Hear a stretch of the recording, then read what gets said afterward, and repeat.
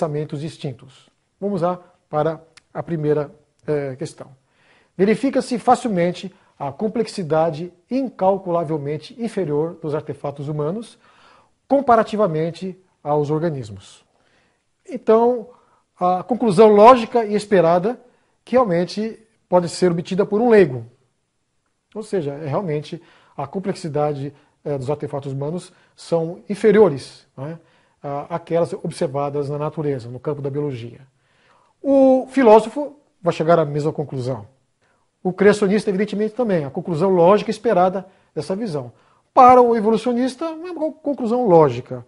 Não é tão esperada. Porque aquilo que ocorre de maneira aleatória pode não ser superior àquilo que o homem faz. E quem sabe o homem consiga até fazer coisas superiores à própria natureza no futuro. Então, percebemos quase que uma unanimidade, mas com uma certa restrição por parte do evolucionista. Não é? Vamos para uma segunda afirmativa. Evidência de inteligência, propósito, planejamento e manutenção. Um leigo vai considerar que isso ocorre tanto na biologia comparada como nos artefatos humanos, nos exemplos 1 e 2, que estão aqui embaixo. Né? Já para o filósofo, da mesma forma, né? Existe evidência de inteligência, propósito e planejamento, tanto nos seres vivos como também nos artefatos humanos. Isso realmente também é aceito pelo criacionismo. Já no evolucionismo, uma diferença. Apenas nos artefatos humanos existe evidência de inteligência, propósito, planejamento e manutenção. Na biologia comparada, não. Realmente não há necessidade de considerar tudo isso aqui. Então, uma diferença bastante evidente aqui. E a terceira, a inteligência e criatividade humanas e a admirável complexidade da natureza refletem a existência de um criador e planejador extraordinariamente poderoso. Como o leigo vê isso? Perfeitamente válido. Existe muita inteligência aqui. Se existe aqui, por trás disso, aqui também, e muito mais. Então, para uma pessoa que tem uma visão não aprofundada do conhecimento da natureza, ele vai dizer que isso aqui é perfeitamente válido. O filósofo também, um filósofo que pense de maneira profunda, né, e ampla e abrangente. Para o criacionismo, isso aqui é um princípio fundamental, pois esse Criador é o próprio Deus da Bíblia. Não só um Deus criador, mas um Deus mantenedor e um Deus restaurador também. Já para o evolucionista ateísta, algo totalmente distinto. Essa afirmativa não é válida e absurda. Como? Como uma mente inteligente pode considerar, depois de tudo que foi apresentado, que essa afirmação ela é absurda? Mas alguns assim pensam.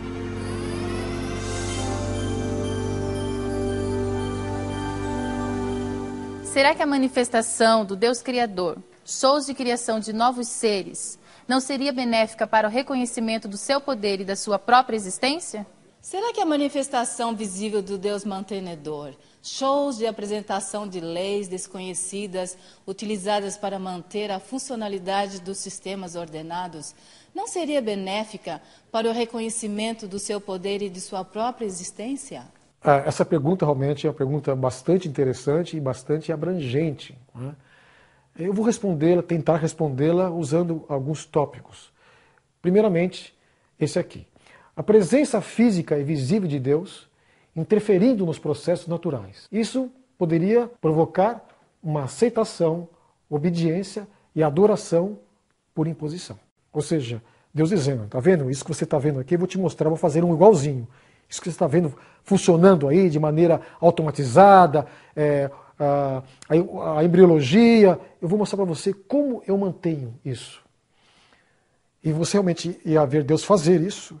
Você, se tivesse mente para alcançar, você aceitaria Ele como seu Deus, se você visse esse Deus realmente produzindo isso de maneira acessível? Segunda, a manifestação plena da divindade geraria em nós uma morte instantânea. Deus é poderoso, é um Deus que realmente resolve se manifestar de as maneiras mais acessíveis possíveis. Mas alguém diria, mas eu queria ver como Ele é. Realmente isso seria impossível. Porque se realmente víssemos Deus, nós seríamos fulminados devido ao seu poder e sua glória. Isso entendemos pela história bíblica que é digna de confiança. Então, esse fator tem que ser considerado ao responder àquela questão. Terceira, a presença na forma humana demonstrando o seu poder e seu amor. Pois bem, esse Deus vindo, então aqui, na forma humana, para você não impor para você, olha, eu sou poderoso, eu sou melhor que você, sou superior a você, eu fiz você, me obedeça. Não. eu venho realmente na forma humana para conviver com você, compartilhar com você seus momentos, compactuar das suas tristezas, das suas alegrias. Vou ser um como você é, mas eu trago algo da divindade.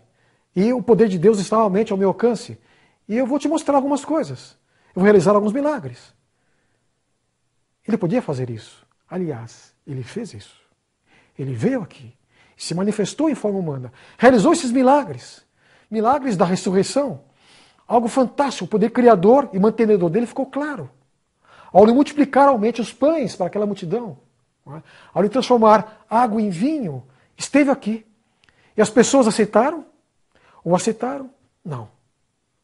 O crucificaram. E se ele viesse hoje aqui e pudesse dar explicações para algumas mentes céticas que não creem realmente que a natureza evoca o poder criador de Deus, se ele estivesse aqui e estivesse fazendo aqueles shows, alguém de repente, vem aqui em tal lugar, ele está realmente criando um zigoto aqui, ou vem aqui, ele está realmente mostrando como ele mantém a vida, a essência, a energia vital, como ela é mantida, vamos observar. Será que as pessoas iriam aceitá-lo? Não. Eu diria, se ele viesse como um homem, ele seria novamente crucificado. Então, as verdadeiras questões da mente humana para não aceitarem o Deus Criador, elas estão longe das evidências de um Deus pessoal Criador aqui. Existe algo diferente, algo por trás, realmente que devemos pensar. O que está por detrás dessa negação de um Deus que está claramente evidenciado pelas suas obras criadas. Um pedaço de pedra lascada com formato grosseiramente triangular em uma caverna. Então, um cientista encontra aquela pedra, ela tem um formato mais ou menos regular, não muito, e tem uma disposição de tal maneira que ela seja encaixada na ponta de uma haste, por exemplo. Alguém chega e diz, isso aqui é uma ponta de uma flecha, isso deve ser usado por um ser humano inteligente, ele usa esse artefato para, quem sabe, cortar alguma coisa.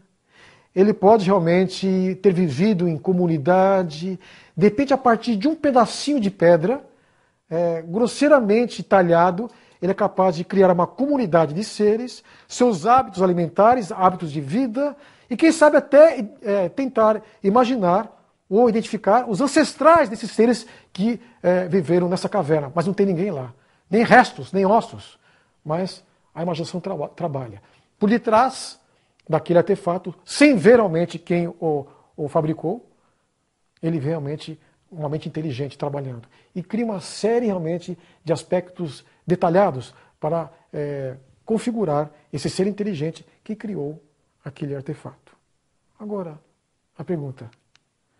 Uma pedra lascada comparada com o cérebro humano, surgiram por um acaso ou foram planejadas? A pedra foi planejada, o cérebro não.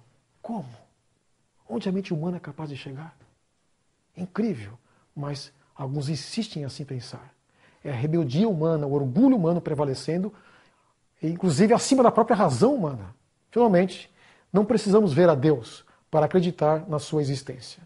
Evidências do seu amor e do seu poder criador e mantenedor estão por toda a parte. Isso nós podemos realmente encontrar em Salmos no capítulo 8, Salmos capítulo 19, em Romanos 1 a 20.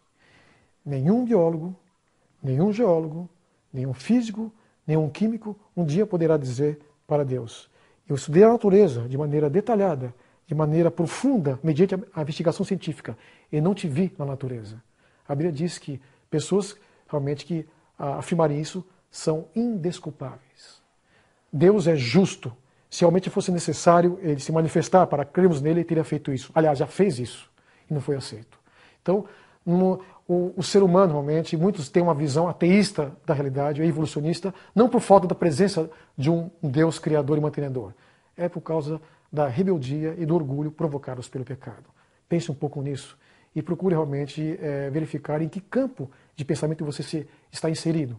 Como você avalia a natureza. Isso é sério. Como verificamos, a visão criacionista, ela realmente promove não somente o desenvolvimento da pesquisa científica, mas uma comunhão mais íntima com Deus. Por outro lado, nós vemos os prejuízos incalculáveis de insistir numa visão evolucionista da realidade.